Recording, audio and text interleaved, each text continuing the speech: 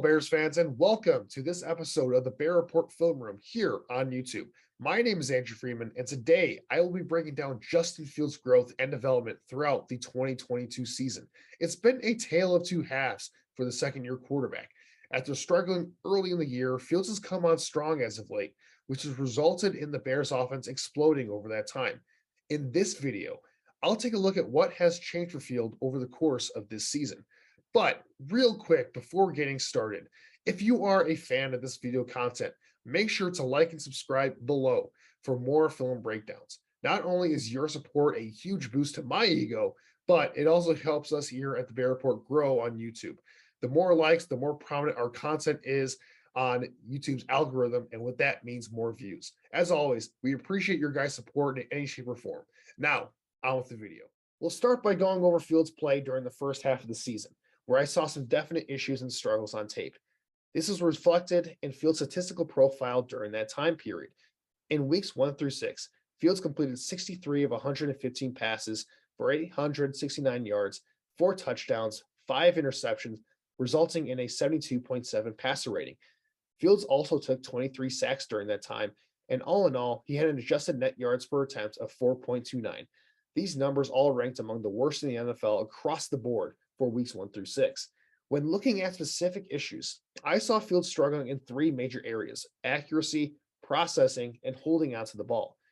We'll start with accuracy, as I feel that this is the easiest to explain. Certainly, over the first half of the year, there were simply way too many misses on throws that we have seen Fields hit in the past. I think this was related in many ways to comfort in the offense and chemistry with his new receivers.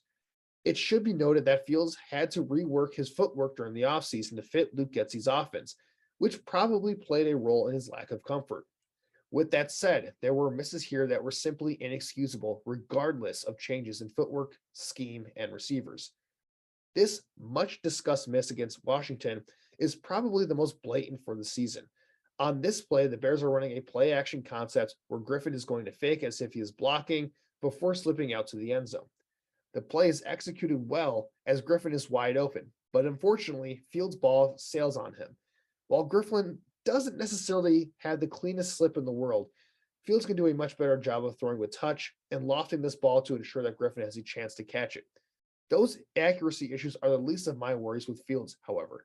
The bigger question mark I have is with his in-structure processing, which was clearly still a work in progress early on in the year. Through the first half of 2022, Fields regularly showed a tendency to be late on some reads while staring receivers down, resulting in him missing some open receivers. Granted, the Bears receivers do struggle to separate regularly, so Fields may not have had faith in them in order to anticipate some throws. With that said, this tendency to process slowly in structure led to some poor decisions on Fields' part, which resulted in some interceptions. This play in week 1 is a good example of Fields not processing what the defense is presenting him post-snap. Offensively, the Bears are running an all curls concept. Before the snap, the 49ers are showing a basic cover 3 look before shifting into cover 3 robber, with a safety lurking over the middle of the field. We can see from the tight that Fields doesn't see the safety and stares down Mooney, which makes this an easy interception for the defensive back. Related to Fields' processing issues, that leads us to the next problem area in the first half of the year, that being holding onto the ball and taking sacks.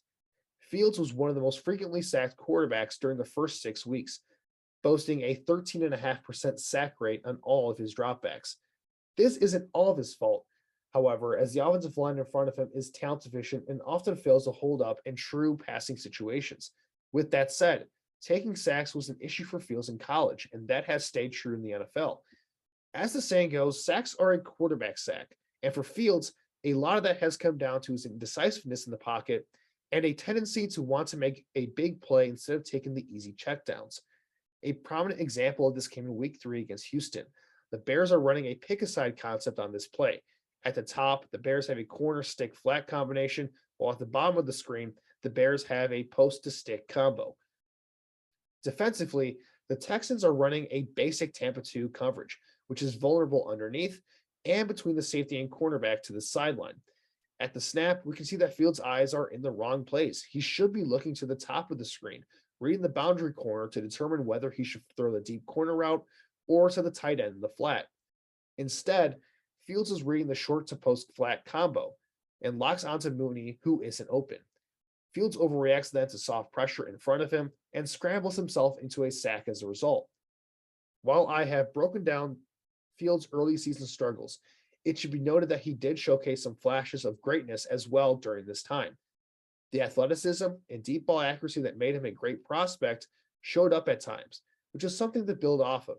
With that said, there were more bad moments than good for the most part early on in the year. However, over the last month or so, we have seen an overall uptick in Fields' performance. In weeks 7 through 11, Fields completed 73 of 113 passes for 773 yards, 9 touchdowns, and 3 interceptions, which gave him a 99.9 passer rating. Fields also took fewer sacks with only 17 during that time, which gave him a 5.48 adjusted net yards per attempt. Other than his yards per attempt, we can see that Fields' numbers have spiked dramatically across the board. This has been a result of Fields' growth as a player, but also schematic changes that have put him in better positions to succeed. Namely, offensive coordinator Luke Getsy has done a much better job at using Fields as a runner and using more pure progression passing concepts. Starting on the ground, Getsy has fully unlocked Fields' ability as a runner. In the first 6 weeks of the season, Fields only had 22 design runs. That number has doubled with 45 design runs in his last 5 games. As a result, Fields' rushing production has exploded during that time period with 552 yards and 6 touchdowns. This has largely been done through the implementation of read option and quarterback rushing concepts most famously used by the Baltimore Ravens with Lamar Jackson. In this red zone play, we see Getsy utilize a variation of Taw's crack, where instead of a pitch to the running back, he has Fields keep the ball on an outside run. Velus Jones, the wide receiver in motion, is eye candy, which forces Atlanta's back seven to adjust their gap responsibilities. Equanimeous St. Brown, the tight wide receiver, is going to crack block the edge rusher, while Braxton Jones and Cole Kmet pull around. With David Montgomery not getting the ball, Fields essentially now has 3 lead blockers. This creates a numbers advantage for the Bears, which is more than enough for Fields to use his speed to jet into the end zone. Fields is also a weapon as a runner when working off schedule as a scrambler, making him one of the most dangerous threats in football, especially on third down in situations where defenses have to defend him in man coverage across the board. This touchdown versus Miami is an example of Fields' ridiculous playmaking ability. On 3rd and 6, the Bears are running a variation of mesh. When the play breaks down, Fields decides to scramble. It's absolutely uncanny how Fields is able to get to top speed while pump faking defender and also sidestepping multiple defenders in a close area as well. Once he does get to top speed in the open field, the Dolphins have no chance of stopping him in the open field. This is just simply a special run by a special athlete. Embracing Fields' ability as a runner has also helped him as a passer as a result. With Fields' threat as a runner firmly established, defenses are constantly in a bind as they have to respect all aspects of defending him. This is especially the case on play action, where Luke Getsy has done a good job of using Fields' rushing threat to put defenses in tough situations. A good example of this came against the Detroit Lions, where once again the Bears are running a read option play action concept with the tight end slipping his block. Fields pulls the ball and rolls to his right. Meanwhile, Cole Kmet does a good job of selling that he is blocking on the play. The DB has his eyes focused on Fields the entire time, so when Kmet slips his block, the DB is out of position, which clears a big throwing window for Fields. All in all, Justin Fields has taken significant strides in his second season with plenty of room to grow still.